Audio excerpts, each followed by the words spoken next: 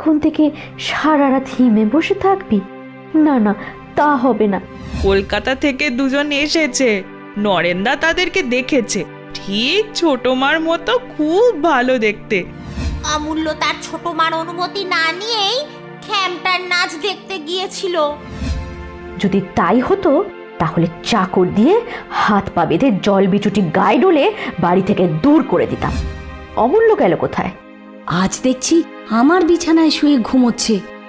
যাই, তুলে দিয়ে আসি। দিদি, বাবা মা তীর্থে যাবে, তাই পালকি পাঠিয়েছে। একবার দেখতে চেয়েছেন আমাকে। না না না, তোমার কাছে থাকতে পারবো না।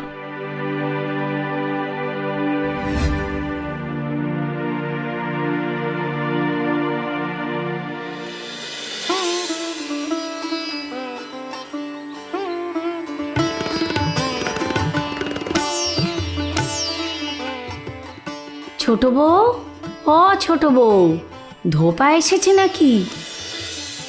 এ কি, কোনো উত্তর এলো না।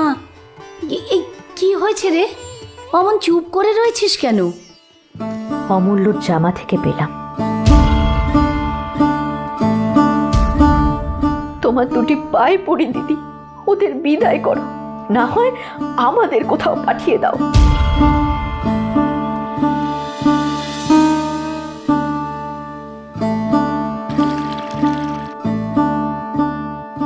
আমি খেলতে যাচ্ছি।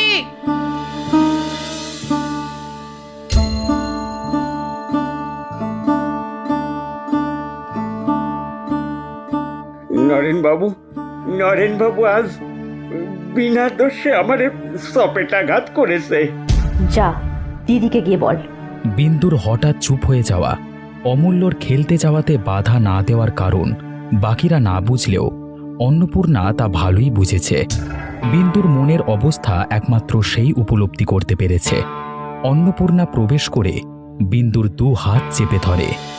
শোন শোন ছোট বউ, হাজার হোক সে তোরই ছেলে, একবারটি মাফ কর তাকে। না হয় আড়ালে ডেকে একটু ধমকে দে। আমার ছেলে নয় সে কথা আমিও জানি, তুমিও জানো। মিছে মিছে কথাগুলো বাড়িয়ে দরকার কি? আমি নই, তুই তার মা। আমি তোকেই তো দিয়েছি। যখন ছোট ছিল খাইয়েছি, পড়িয়েছি। এখন বড় হয়েছে তোমাদের ছেলে, তোমরাই নাও, আমাকে রেহাই দাও।